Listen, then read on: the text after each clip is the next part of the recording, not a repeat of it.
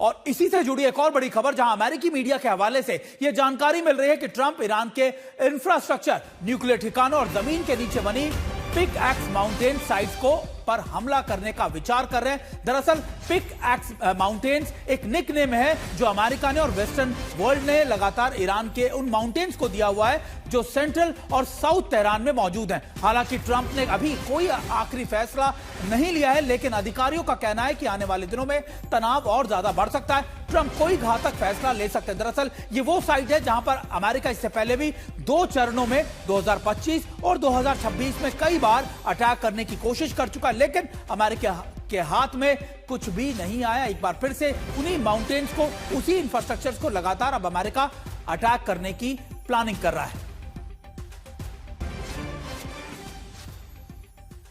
और एक और जानकारी मिल रही है, अमेरिकी यूरोप से मिडिल ईस्ट में अपने फाइटर जेट्स को वापस पहुंचा रहा है। आपको याद होगा कि जब जुलाई के अंदर, माफ कीजिएगा कि मई के बाद से ही लगातार अमेरिका ने कई फाइटर प्लेन्स, अपने कई रिफ्यूलर्स को वापस यूरोप के इलाकों में भेज दिया था, लेकिन अब अमेरिकी अखबार द वॉल स्ट्रीट जर्नल की रिपोर्ट के मुताबिक अमेरिका यूरोप से अपने फाइटर जेट मिडिल ईस्ट में वापस तैनात कर रहा है। साथ ही अमेरिका के कई C-17A ग्लोब मास्टर सऊदी अरब की ओर जाते हुए भी इंटरसेप्ट किए गए, जिसमें भारी हथियारों की खेप मौजूद थी। यानी अब मिडिल ईस्ट के अपने बेसिस को दोबारा से अमेरिका मजबूत कर रहा है और वहां पर नए हथियारों की खेप भी लगातार भेज रहा है।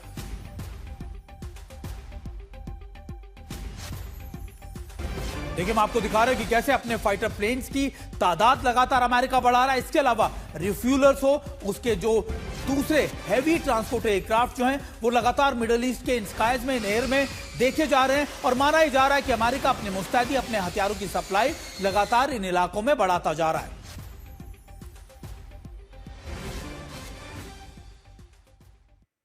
और चलिए अब आपको बड़ी स्क्रीन पे लिए चलते हैं और आपको दिखाते हैं कि कैसे इस समय अमेरिका की तैनाती मिडिल ईस्ट में जारी है। आइए बड़ी स्क्रीन पे अगर आप देखें तो आपको समझाने की कोशिश करेंगे कि मिडिल ईस्ट में अमेरिकी हथियारों की खेप कहां पर इंटरसेप्ट के पिछले 24 घंटे के ये आंकड़े हैं जो आपको समझाएंगे कि आखिरकार देखिए कहां पर अमेरिका की मौजूदगी। अगर आप देखें यूरोप में जितने अमेरिका के बेसिस हैं वहां से C-17 ग्लोब मास्टर कहां से होते हुए इंटरसेप्ट किए गए और ये सारी तैयारी, सारी डिप्लॉयमेंट खासतौर पे सऊदी अरब, बहरीन के अलग अलग इलाकों में की जा रही है। और जानकार मान रहे हैं कि देखिए ऐसा एक एयरक्राफ्ट नहीं, कई एयरक्राफ्ट हैं जो मिडिल ईस्ट से पहुंच रहे हैं यूरोप के अलग अलग इलाकों में। हम आपको ये स्पॉट जो दिखा रहे हैं, दरअसल ये अमेरिका के वो बेसिस हैं जहां से ये C-17 ग्लोब मास्टर इंटरसेप्ट किए गए और पिछले 24 घंटे के अंदर अमेरिका ने अपने फाइटर जेट के साथ साथ अपने ट्रांसपोर्टर, हैवी ट्रांसपोर्टर एयरक्राफ्ट को भी लगातार मिडिल ईस्ट की तरफ भेजना शुरू कर दिया है। और इसी वजह से वॉल स्ट्रीट जर्नल की रिपोर्ट बता रही है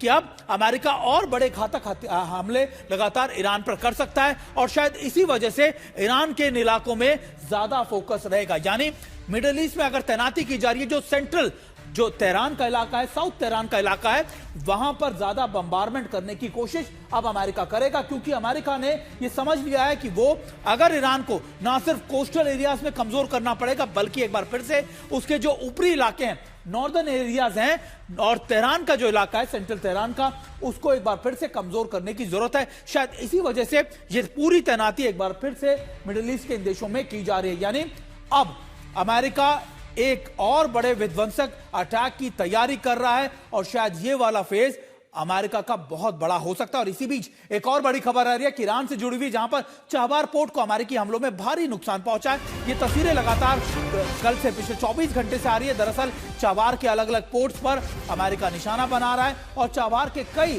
सर्विलेंस टावर्स को भी अमेरिका ने निशाना बनाया है। चाबार पोर्ट का एक टावर अमेरिका के हमलों में पूरी तरीके से तबाह हो गया और उसकी बर्बादी की तस्वीरें भी लगातार सामने आ रही थी।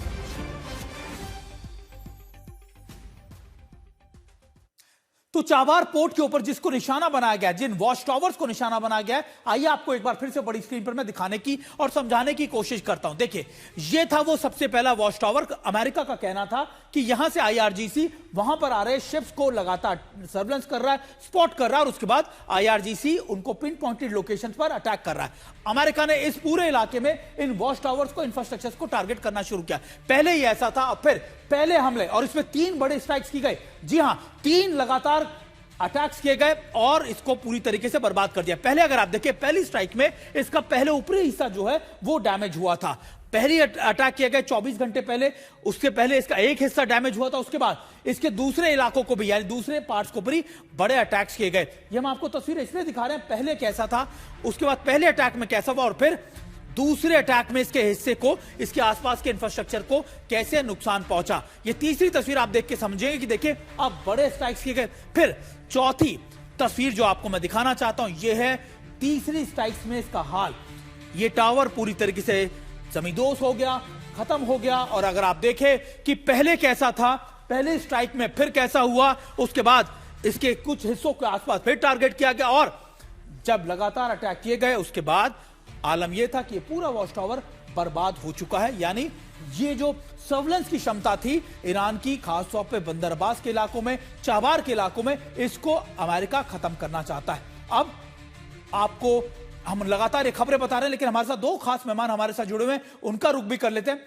संजय कुलकर्णी सर, अभी के हालात में जब हम देखते हैं कि ऐसा लग रहा है कि अब तो अमेरिका ने ये लोकेशंस को पिन पॉइंटेड किया है कि सदर्न इलाकों के अंदर, यानी जो उसका कोस्टल इलाके हैं, वहीं पर स्पेसिफिक टारगेट किए जा रहे हैं और उनके सर्विलेंस की, उनके अटैक की और उनके कमांड एंड कंट्रोल सेंटर्स की सारी क्षमताएं खत्म की जा रही हैं। सुमेश, बहुत बहुत धन्यवाद।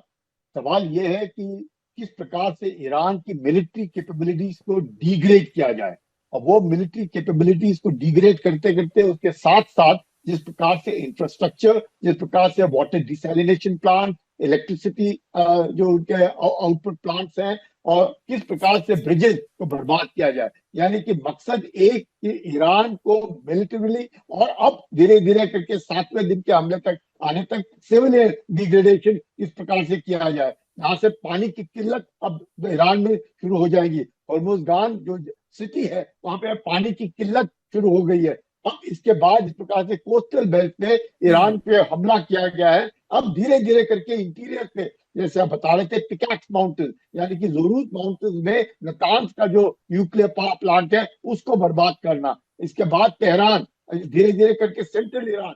तो कहीं ना कहीं मकसद एक कि इस प्रकार से ईरान को घुटनों पे लाया जाए, किस प्रकार से ईरान को डिग्रेड मिलिटरीली किया जाए, किस प्रकार से लॉजिस्टिकली ईरान को बर्बाद किया जाए। अब उसके ऊपर है मकसद एक स्टेट ऑफ हॉर्मुज को लेकर के यूएसए का कहना है कि स्टेट ऑफ हॉर्मुज का गार्डियन अमेरिका है, और अगर आईआरजीसी उसमें दखल अंदाजी देता है और अगर फ्रीडम ऑफ नेविगेशन में आईआरजीसी अपनी मनमानी करता है तो ये यूएसए को पसंद नहीं आएगा। लेकिन सर, अमेरिका भी क्या ऐसी तैयारी थी, क्योंकि तो हमारे साथ रोबिंदर सचदेव सर भी हैं। रोबिंदर सर, ऐसा लग रहा है कि एमओयू तो सिर्फ एक खेल था, छलावा था, दोनों ही तरफ से तैयारियां की जा रही थी और अमेरिका इस कोशिश में था कि देखिए जैसे ही 4 जुलाई निकलेगा हम अपनी चीजों को बढ़ाएंगे और इजराइल को मजबूत करेंगे। क्योंकि ये सारी तैयारियां, सारी स्ट्राइक्स तो ऐसी बता रही हैं कि अमेरिका ने अपने सर्विलेंस को, अपनी इंटेलिजेंस को पीछे नहीं छोड़ा था, वो लगातार ईरान के ऊपर काम कर रहा था। ओ जी हाँ, एब्सोल्युटली राइट, कुछ नहीं छोड़ा था और अपनी फोर्सेस को रीइंफोर्स कर रहा था इस सारे दौरान में, उसका कोई डाउट नहीं है। बट एमओयू जहां तक करा उसमें मेरे ख्याल से शायद कुछ होप थी। इनका हिसाब था, असल में ये दोनों साइड्स आपस में मिस अंडरस्टैंड कर रही हैं वेरी क्लियरली। अमेरिका से सोचा ये जो एमओयू है इसके चलते हम ईरान का थोड़ा दे भी देंगे, फिर इसका हाथ मरोड़ लेंगे और जैसे हम चाहते हैं वैसे ही होगा। ईरान उस चीज को लेकर बिल्कुल एग्री नहीं हो रहा है। और खासकर अब जो हुआ है ना, आई थिंक खामेनी के जो फ्यूनरल वगैरह के बाद इस समय ईरान ऑब्वियसली, पहले उसको आइडिया था कि उसका अपर हैंड है और था भी, दिखता था, इट सीन, हॉर्मुज रोकी भी है उसने। बट ये जो पूरा प्रोसेशंस हुई, हंड्रेड्स ऑफ थाउजेंड्स लोग वगैरह आए, उसके चलते जो फिलहाल की रेजीम है या हार्डलाइनर्स है उनके अंदर जो भी कुछ, उनकी हिम्मत और बड़ी है कि हमें ये कायम रखना है। और जहां तक बात रही हॉर्मुज की, उन्होंने ये ठान लिया कि इस हॉर्मुज को हम कभी नहीं देंगे। और मेरे विचार से अगर आज हम भी, मतलब मैं, आप ईरानियन होते, आप हालात देखते, आपको भी लगता कि मैं स्ट्रेट ऑफ हॉर्मुज क्यों दे दूं? तो हॉर्मुज ही पंजा बन गया है। ईरान को अब ये है कि अगले 1-2 साल हम इकोनॉमी का नुकसान सह लेंगे, बम्बार्डमेंट सह लेंगे, बट अल्टीमेटली अगर ये पंजाब कंप्लीट हमारे कंट्रोल में रहा तो आने वाले 10 सेंचुरीज तक ये हमारा डोमिनेंस बन जाएगा। बिल्कुल। तो ईरान इसको नहीं खोलने वाला। और उधर अमेरिका पूरी कोशिश कर रहा है, जो कुलकर्णी सिंह आप भी कह रहे हैं, अमेरिका इससे पहले टारगेट कर रहा है कोस्ट पर, कोस्टल एरियाज पे जो सर्वेलेंस टावर्स हैं, जो कम्युनिकेशन और जिनसे रडार्स हैं, जिनसे इनको पता चलता है कौन सी शिप्स आ रही है, तो जो रिपोर्ट्स आ रही हैं पिछले 24-48 घंटे में, अमेरिकन फोर्सेस जो हैं ये सर्वेलेंस टावर्स को तो टारगेट कर रही है, सीधे खड़े हुए टारगेट हैं, उनको उड़ा रही है। उसके अलावा और भी फैसिलिटीज उड़ाएंगी। एंड यस, आप जो रीइंफोर्समेंट्स की बात कर रहे हो उसमें ये जो अमेरिका अपने एयरप्लेन्स ला रहा है, इनफैक्ट इसराइल में ला रहा है ज्यादा वो, क्योंकि वो इजराइल का रुख भी करेंगे, इजराइल की खबरों के बारे में भी विश्लेषण करेंगे। लेकिन इस वक्त जो बड़ी खबर आ रही है अपने दर्शकों को सबसे पहले वो बता देते हैं, क्योंकि एक चौंकाने वाली तस्वीरें लगातार सामने आई है जिसमें ईरान के एयर डिफेंस सिस्टम द्वारा मार गिराए गए अमेरिकी लूकस लूटनिक म्यूटेशन को दिखाया गया है। ड्रोन को और अमेरिकी लूकस को समंदर में गिरा हुआ दिखाया जा रहा है, तस्वीरें सामने भेजी गई है। और ये कहा जा रहा है कि देखिए ईरान भी अब लगातार अमेरिका के ड्रोन्स को ना सिर्फ इंटरसेप्ट कर रहा है, उनको मार गिराया गया। और ऐसी तस्वीरें बंदर अब्बास के कई इलाकों में या फिर आप कैसे कोस्टल इलाकों में सार्वजनिक की गई। कुलकर्णी सर, अमेरिका को भी नुकसान तो हो रहा है, जॉर्डन के अंदर भी देखा, बहरीन के अंदर भी देखा, हमने कुवैत में भी देखा, कतर में भी देखा, अमेरिका की साख भी खराब हो रही है। क्या अमेरिका के लिए इसको रिवाइव कर पाना इतना आसान होगा? कोई शक नहीं कि जिस प्रकार से पलटवार ईरान कर रहा है, ईरान भी इतने दिन अपने आप को सोते हुए नहीं पाया है, उसने अपने आप को और मजबूत बनाया है। उसने वो जानता था कि कहीं ना कहीं ये एमओयू को लेकर के और खासकर स्टेट ऑफ हॉर्मुज को लेकर के जरूर मनमानी या झगड़ा होगा, इसलिए ईरान की जो पूरी तैयारी थी, आप कुवैत में देख लो जिस प्रकार से एयर बेसिस पे स्ट्राइक किया जा रहा है, फिफ्थ फ्लीट पे देख लो, बहरीन पे किस तरह से स्ट्राइक किया जा रहा है, कतर देख लो, जॉर्डन देख लो, यानी कि जितने भी खाड़ी के देशों में अमेरिकन बेसिस हैं उसको ईरान टारगेट करके बर्बाद करने की कोशिश कर रहा है। इतना नहीं कि कुवैत का इंटरनेशनल एयरपोर्ट आज बंद है, तो ये क्या दर्शाता है कि ईरान साफ मैसेज दे रहा है, अगर आप हमारे पे बम बरसाओगे तो हम आपके एयर बेसिस को नहीं छोड़ेंगे। ये तो शुरुआत है। अभी भी ईरान के पास काफी तादाद में मिसाइल्स और ड्रोन्स हैं जो अब धीरे धीरे करके हो सकता है इजराइल की तरफ डायरेक्ट हो जाए, हो सकता है बाकी देशों में हो। तो ईरान छोड़ने वाला नहीं, क्योंकि ईरान जानता है कि जैसे बिल्कुल रविंद्र साहब कह रहे, अगर स्ट्रेट ऑफ हॉर्मुज के ऊपर उसकी पकड़ ढीली पड़ गई तो समझ लो कि ईरान ने घुटने टेक दिए। बिल्कुल। और स्टेट ऑफ हॉर्मुज तो सर इसी वजह से ईरान अपनी पकड़ को ढीला भी नहीं करना चाहता। ईरान को पता लग गया कि यूरेनियम आए ना आए, एनरिच न्यूक्लियर वेपन बने ना बने, लेकिन ये तो आपके पास एक नेचुरल वेपन ऐसा होगा जिसमें ना सिर्फ अमेरिका, पूरी दुनिया झुकेगी। मैं रविंद्र सचदेव सर का भी रुख करूंगा, लेकिन उससे पहले अपने दर्शकों को एक और बड़ी खबर अपने दर्शकों को बता दूं, जिसमें अमेरिकी ड्रोन भी मार गिराया गया। ये खबर हमने आपको दिखाई। लेकिन ईरान के बंदर अब्बास और रोदान मार्ग पर अमेरिकी मिसाइलों से हमले किए गए थे। बंदर अब्बास और रोदान संचार मार्ग को पूरी तरीके से दो पुलों पर हमले के बाद ये मार्ग बर्बाद हो गया है। तस्नीम न्यूज एजेंसी ने कुछ रिपोर्ट्स भी दिखाई हैं, तस्वीरें भी साझा की हैं, जिसमें दिखाया जा रहा है कि बंदर अब्बास जो उनके कोस्टल एरियाज के इलाके हैं उसको जोड़ने वाले मुख्य मार्ग, कम्युनिकेशन सेंटर्स हो, उनके जो आप कह सकते हैं बड़े बड़े पुल हो, उनको नुकसान पहुंचा। और वहां से ये सारी तस्वीरें देखकर आप समझ सकते हैं कि वहां का आलम क्या होगा।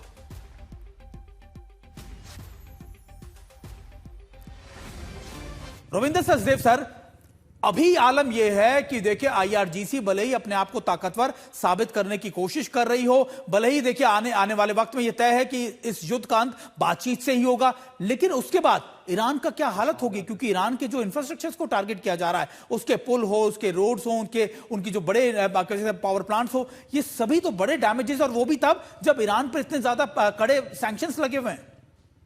Absolutely, yes. एक आंकड़ा आई थिंक फिलहाल तक जो डैमेज हुआ है करीब $270 बिलियन का हुआ है ईरान को नुकसान।